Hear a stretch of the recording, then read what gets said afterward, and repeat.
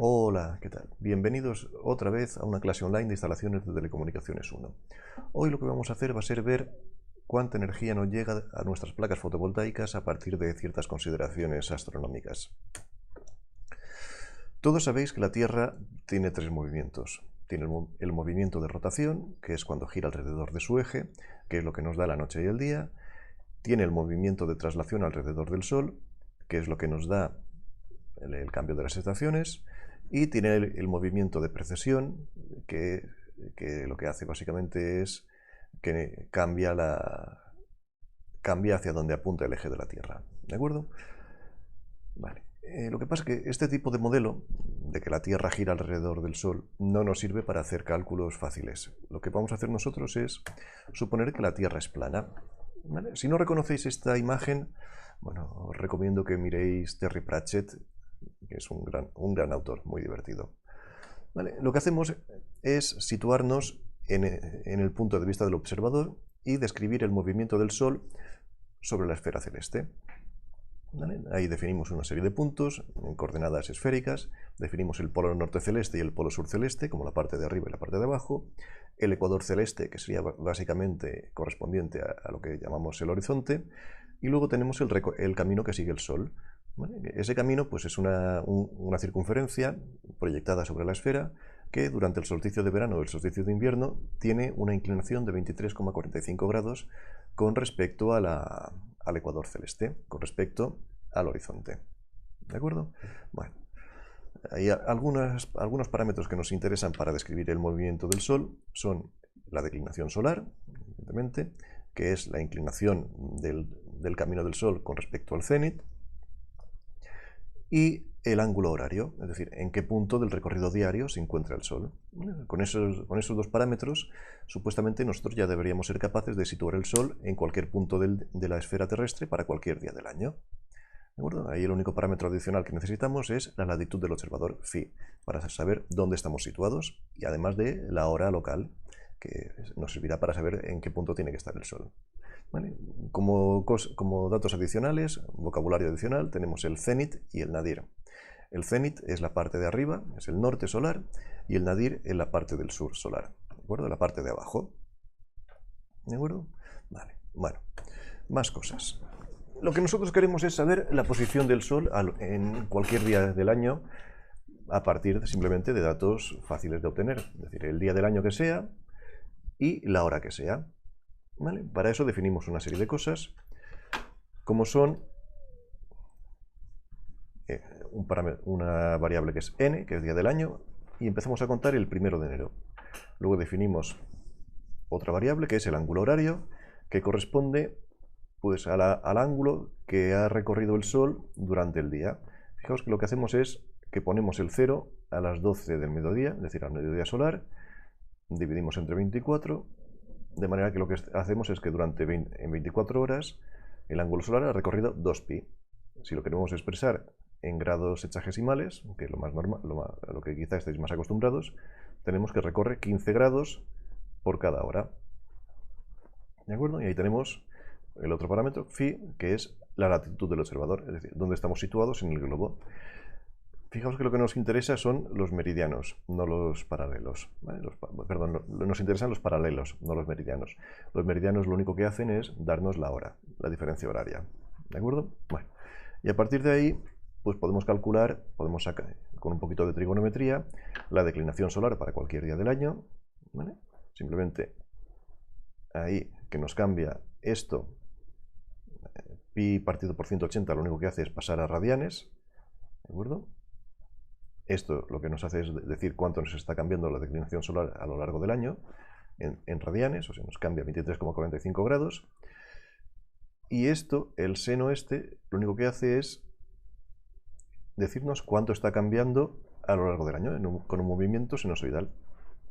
Fijaos que aquí empezamos a contar a partir del día 285. ¿De acuerdo? Que eso corresponde, vosotros mismos lo podéis buscar. ¿De acuerdo? Buscad qué día corresponde el número 285. Y el 365 simplemente es para ponerlo en forma de año. ¿Vale? Con lo cual, lo que estamos teniendo es que en 365 días esto recorre 2pi. Luego la elevación solar, es decir, cuánto está elevado el Sol con respecto al horizonte, lo podemos calcular con un poquito más de trigonometría. El alfa es el instantáneo, ¿vale? Que es simplemente todo este carro de aquí, que es simplemente pasar de coordenadas esféricas a coordenadas normales. ¿Vale? Y el azimut solar, que sería la distancia respecto al sur, respecto al mediodía, se calcula también de forma bastante sencilla. Si queréis, es un poquito de trigonometría básica a partir de estos triángulos. No os lo hago. Se calcula con esta fórmula. ¿De acuerdo? Es decir, que ahora ya sabemos el ángulo que forma el Sol en cualquier momento del día. Lo que pasa es que eso es poco preciso y tenemos que añadir algunas correcciones si queremos tener una cosa bien hecha. Lo que hacemos es añadir una cosa que es el tiempo solar. Le añadimos una cosa que es la corrección del tiempo, la equation of time, ¿vale? De manera que aquí lo que tenemos es una corrección al tiempo solar, que la diferencia del tiempo solar y el tiempo estándar está determinada por lo que es la ecuación del tiempo, ¿vale?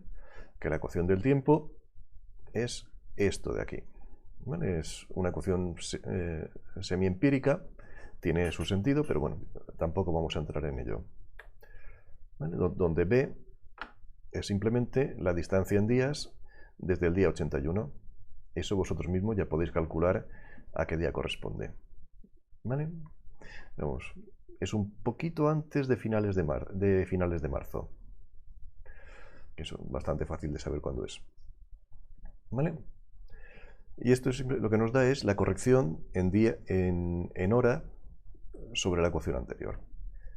Para Palma de Mallorca, por ejemplo, con esta latitud y esta longitud, lo que tendríamos sería esta corrección en minutos para cada día, ¿de acuerdo? De manera que tendríamos que el tiempo pues, es más o menos de lo que nos indica la fórmula aquella. Esto está causado simplemente por la variación del polo de la Tierra que no es exacto, ¿vale? Y como va girando, tenemos esta variación del día, ¿vale? Fijaos que es simétrica a partir de este punto, ¿vale? Bueno. Y usando todo eso, lo que hacemos es calcular la posición del Sol para cualquier hora del año, para cualquier hora del día, para cualquier día del año. Y eso es lo que es una carta solar. Si vais a esta dirección de aquí, que es solardad.uoregon.edu, podéis poner las coordenadas que queráis y os proporciona lo que es una carta solar para el sitio que vosotros le hayáis pedido. Lo que hace esta carta solar es decir en qué posición está el Sol en cualquier día del año. Por ejemplo, aquí pone febrero 20, marzo, abril, con lo cual, si en el 20 de abril a mediodía, pues estará a una altura de unos 62 grados. Bueno, en cambio, y saldrá a unos 60, 90, 15, estos son unos 75 grados de latitud este y se pone a unos 270 grados de latitud oeste, mirando hacia el oeste. ¿Vale? Bueno. Y a partir de ahí, pues simplemente podemos saber dónde está el Sol en cada punto del día para cualquier punto del año. Y eso nos proporciona datos para poder calcular, por ejemplo, sombras o irradiaciones sobre nuestras placas fotovoltaicas. ¿Vale? Pero bueno, eso es simplemente dónde está el Sol. Ahora también estaría muy bien saber cuánta energía nos está llegando del Sol. ¿Vale? Ya sabemos dónde está y ahora tenemos que saber cuánto nos da. Para eso lo que tenemos que hacer es mirar cuánta energía está llegando desde el Sol. ¿Vale? La energía que nos llega desde el Sol, en función de la longitud de onda, tiene una forma de este estilo. ¿Vale? Es un cuerpo negro. Curiosamente, las estrellas son el cuerpo negro por antonomasia. ¿Vale? Si os interesa más, pedid. ¿Vale? La franja amarilla es lo que nos llega desde en lo alto de la atmósfera. ¿Vale? Y la franja roja es lo que nos llega al fondo cuando estamos en la superficie de la Tierra. Fijaos que tiene muchas pérdidas, ¿vale? Hay muchas cosas que se están perdiendo, ¿no? Hay mucha energía que se pierde por el camino. Digamos que aquí prácticamente el pico en lo alto de la atmósfera son del orden de 2 vatios por metro cuadrado por nanómetro, mientras que aquí en el pico máximo en la superficie de la Tierra es del orden de 1,3. ¿Vale? Y ahí hay muchas cosas que están absorbiendo. Por ejemplo, esta banda de aquí sobre los 1100 nanómetros o sobre los 1300, 1400 son bandas de absorción de agua, del vapor de agua. De manera que el vapor de agua absorbe parte de esa radiación y parte la refleja. Luego hay otras cosas. Este pico de aquí correspondería al pico del oxígeno, etc. ¿Vale? Luego hay por aquí otro que corresponde al pico de absorción del CO2, del ozono. ¿Vale? Fijaos que el ozono lo que hace es absorber toda la parte esta ultravioleta. Que por eso dicen que nos protege del ultravioleta. ¿Vale? Porque absorbe básicamente toda esta parte, toda esta energía de aquí. ¿De acuerdo? Bueno. Es decir, toda esta radiación se pierde, como estaba diciendo, pues a partir de la capa de ozono, en la capa de ozono, que hay un tanto por ciento que se absorbe y un tanto por ciento que se refleja y un tanto por ciento que vuelve a reflejarse hacia abajo. Se pierde en una capa de polvo atmosférica sobre los 20 kilómetros de altura. El aire también absorbe y rebota. El vapor de agua, que es básicamente en las capas inferiores de la atmósfera, también absorbe y refleja. Y el polvo de la capa más superficial también absorbe y refleja, menos que el vapor de agua, de todas formas, que el vapor de agua es un gas de efecto invernadero bastante potente. ¿Vale? Bueno, y luego la parte de la radiación, cómo se usa toda la energía que nos llega, pues parte se refleja, una parte muy importante lo que hace es calentar la atmósfera y los océanos, generar viento y olas. Una parte también, de lo más importante, también se dedica, lo que hace es evaporar el agua, y una parte también ya prácticamente cero, lo que hace es la fotosíntesis y respiración, oxidación de las plantas. ¿De acuerdo? Bueno, como dato interesante es que la superficie terrestre, en promedio, recibe un montón de energía. ¿Vale? Y ese montón de energía lo que hace es, como hemos visto, básicamente mantener la Tierra a una temperatura media de 15 grados. Sacando cuentas, en una hora la Tierra recibe suficiente energía solar para satisfacer la demanda de la población mundial en un año.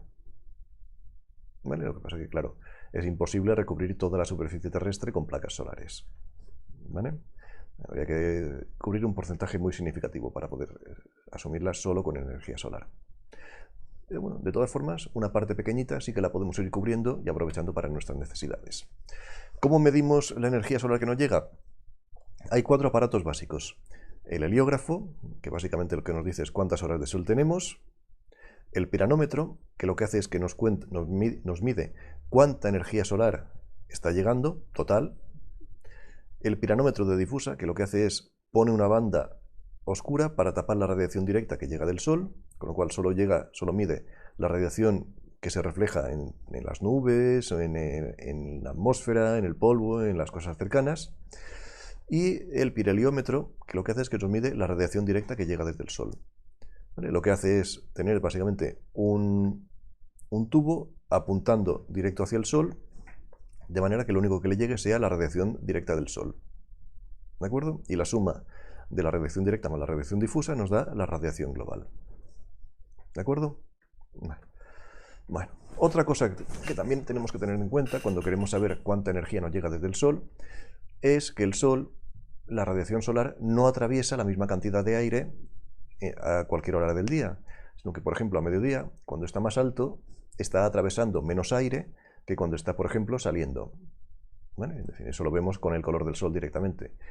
A mediodía el color del sol es mucho más amarillo, más blanco, mientras que por la noche, al atardecer o al amanecer, es de un color mucho más rojo. ¿Vale? Eso simplemente porque la luz solar, como está compuesta de muchas longitudes de onda, la parte azul se ve dispersada por la atmósfera. Eso se conoce como efecto Rayleigh.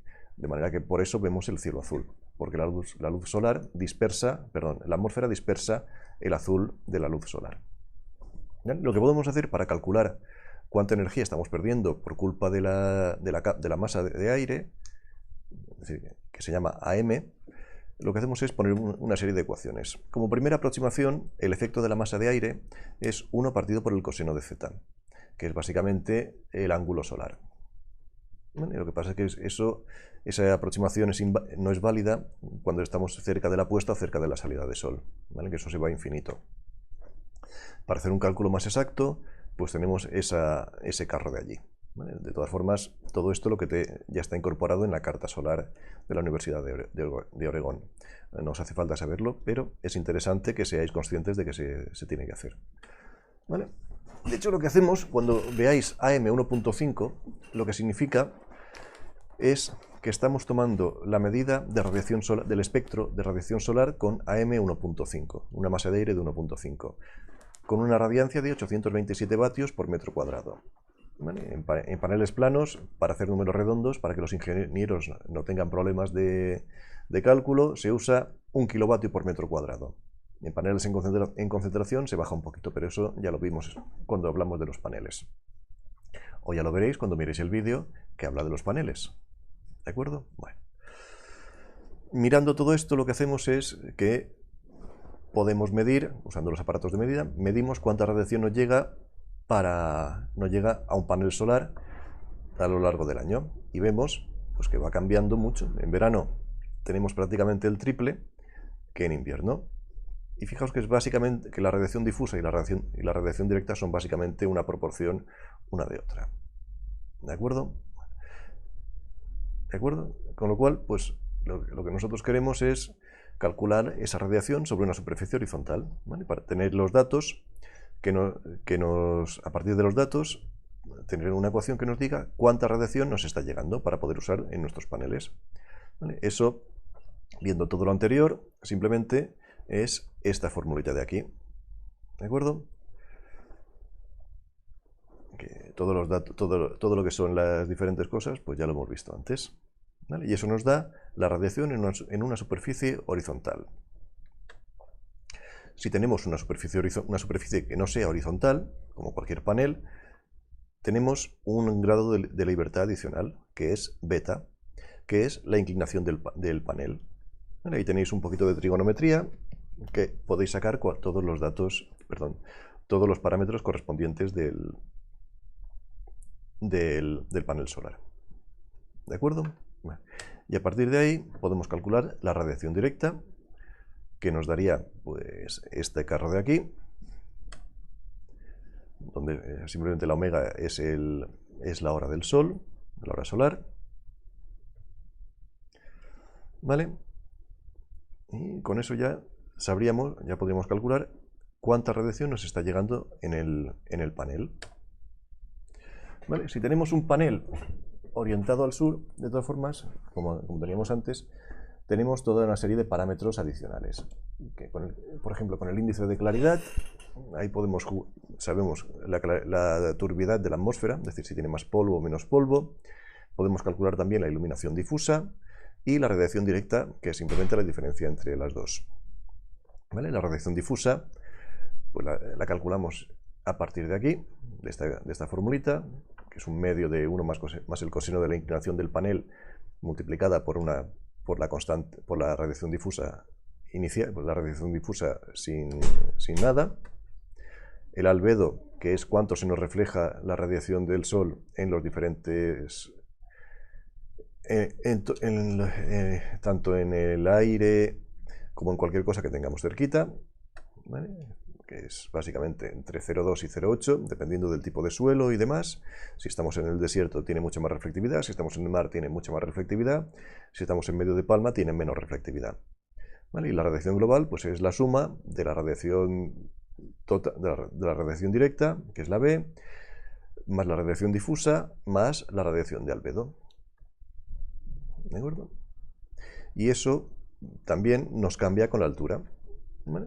Cuanto más alto estemos, menor difusión, menor absorción tendremos en la atmósfera. Y eso empíricamente se saca con esta formulita, ¿vale? Que la radiación global, en función de la masa de aire, se saca a partir de esta ecuación.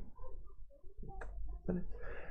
En Palma, pues ahí tenemos la radiación recogida en paneles de diferentes de diferentes inclinaciones. ¿Vale? Fijaos, por ejemplo, cosa curiosa, que cambiando la inclinación podemos recoger más en invierno o más en verano. Por ejemplo, fijaos aquí, con un panel inclinado a 60 grados, recogemos en verano o en invierno una cantidad que es bastante similar, un poquito menos de 4 kWh por metro cuadrado día, hasta un máximo de unos 5. Hay una diferencia de un 15%. En cambio, si tenemos un panel inclinado con 30 grados, en verano estaremos recogiendo cerca de 6,4 kWh diarios por metro cuadrado. Mientras que en invierno estaremos recogiendo prácticamente la mitad, un poquito más de 3,2. ¿Vale?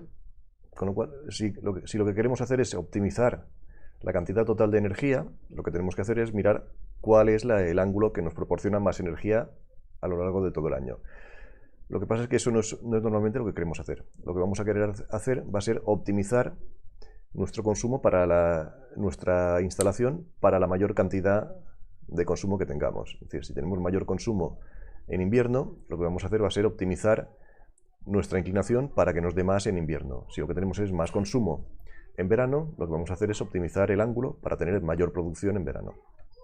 Bueno, de manera que ese es nuestro grado de libertad para poder optimizar la producción, para ajustarla al consumo. Y finalmente, ya otro concepto importante es el concepto de horas solares pico o horas solares equivalentes. ¿Vale? Si miramos la potencia que nos llega a lo largo del día en un panel solar, ¿vale? La potencia pues va cambiando a lo largo del día. Aquí por la noche evidentemente no hay, cuando se pone el sol tampoco hay, y lo que hace la potencia es que va creciendo hasta llegar al mediodía solar, que tenemos el máximo, ¿vale? Y luego va decreciendo. Eso es un poquito complicado de explicar. Bueno, no es complicado, la verdad. Lo que pasa es que para simplificar las cosas, lo que la gente en vez de hablar de potencia, habla de energía total proporcionada durante un día. ¿Vale? Y para simplificar la cosa, la gente introdujo un concepto que es hora solar equivalente o hora solar pico, ¿vale? Que sería a cuántas horas equivaldría el área de lo que nos proporciona el Sol si tuviéramos un rectángulo que tuviera una altura de un kilovatio por metro cuadrado. ¿Vale? De manera que para igualar áreas lo que hacemos es calcular a cuántas horas solares, qué tamaño tiene la base, que son horas solares equivalentes. De manera que cuando uno habla de horas solares equivalentes, si uno tiene 3 horas solares equivalentes, lo que está diciendo es que en ese día está recogiendo 1 kilovatio de 3 kilovatios por metro cuadrado. Si hablamos de 8 horas solares equivalentes, estamos recogiendo 8 kilovatios durante todo el día. O sea, serían 8 kilovatios hora. ¿De acuerdo? Eso es sencillo. ¿Y de dónde sacamos toda esta información? Si queremos hacer una instalación, ¿de dónde sacamos la información sobre las horas solares equivalentes o cuánto nos está llegando cada mes? Bueno, para eso lo más sencillo es o bien irse a la EMET y buscar los datos que nos dan, o vamos directamente al PVGIS, que es una página web, una página web que nos proporcionó la Comisión Europea a partir de un proyecto de investigación que está gestionado por el JRC. ¿Vale? La dirección en internet la tenéis ahí abajo. Y la página web es una cosa parecida a esto. ¿Vale? Vamos a verla más cerca. ¿Vale? Ahí lo que tenéis es básicamente una serie de puntos, una serie de cosas. ¿Vale? Tenéis aquí para calcular instalaciones conectadas a red, instalaciones con seguimiento, instalaciones desconectadas de red y más cositas. ¿Vale? Lo primero que tenemos que hacer en el PVGIS es irnos a donde queremos hacer la instalación. Perdón, ahí. ¿Vale? Por ejemplo, ahí, vamos a irnos a la universidad. ¿Dónde estamos? Son Sardina. ¡Ey! Me he perdido.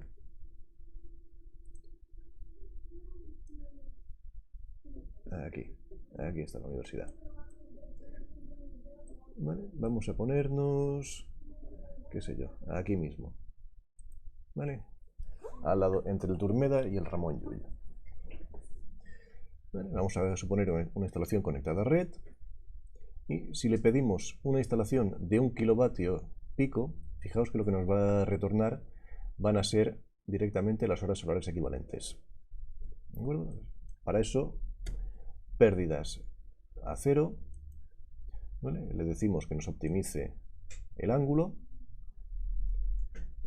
y le pedimos los datos. Bueno, y ahí nos dice cuánto nos estamos generando por mes. ¿De acuerdo? Ahí lo que tendríais que hacer, si quisierais los datos diarios, sería coger todo esto y dividir por día, por el número de días de cada mes. Aunque la verdad, para lo que vamos a hacer nosotros, no es necesario, ¿vale? Eso lo podemos hacer, para nosotros es mucho más conveniente esto, como veréis cuando miréis el vídeo sobre cómo modularlos, sobre cómo calcular el número de placas. ¿Vale? Bueno, y eso es básicamente todo. Ahora, si queréis hacer un cálculo un poquito más exacto, tenemos ahí una instalación de, qué sé yo, vamos a poner 4 kilovatios con unas pérdidas de un 15%. ¿Vale? Ahí le pedimos, incluso le podemos pedir ahora que nos calcule la amortización del sistema y podemos poner unos precios. Vamos a ver. Sí.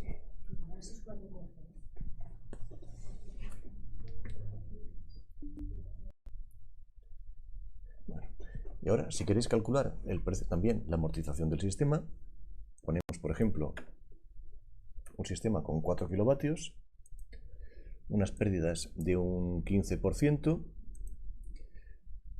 y le pedimos que nos calcule el precio de la electricidad.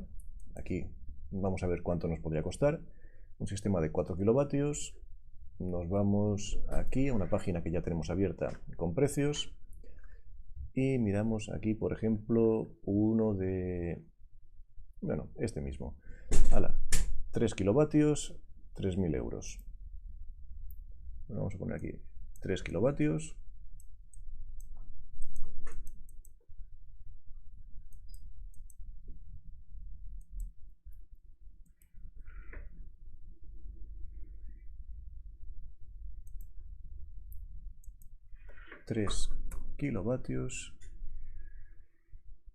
Y el precio vamos a ponerlo un poquito, son 3.000 euros, vamos a poner unos 2.000 euros de instalaciones a un interés de un 2% con un tiempo de vida de 25 años y pedimos a ver que nos calcule a cuánto sale.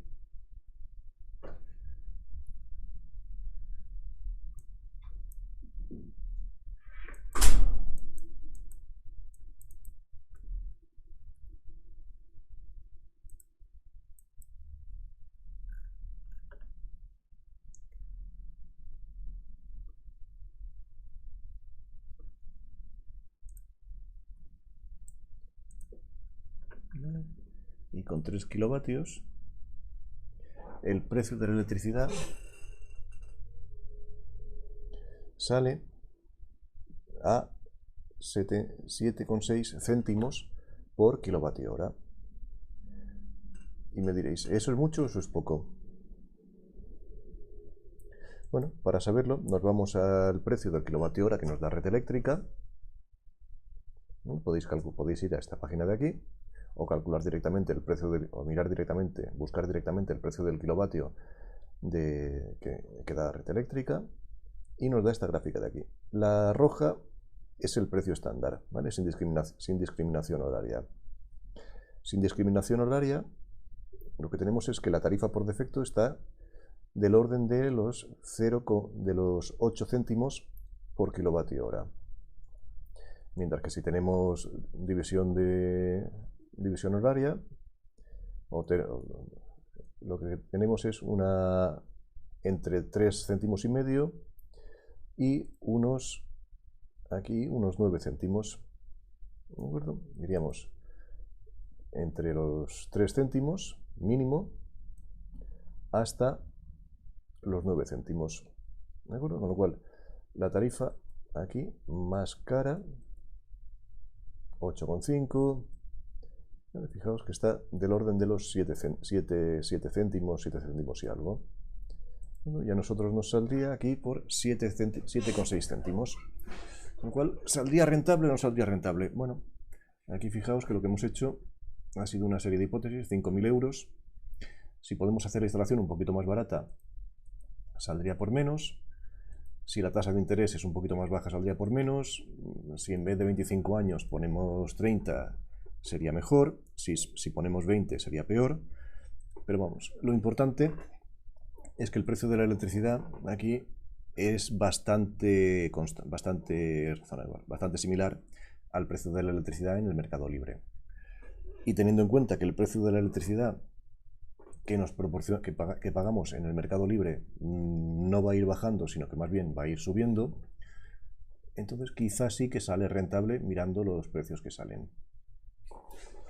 Bueno, pues a lo mejor sí que tiene sentido pensar en la energía fotovoltaica como una alternativa bastante razonable a cualquier otra cosa, al menos para instalaciones de bajo consumo. Para instalaciones industriales a lo mejor no es tan rentable, o a lo mejor sí, teniendo en cuenta que el consumo es de día.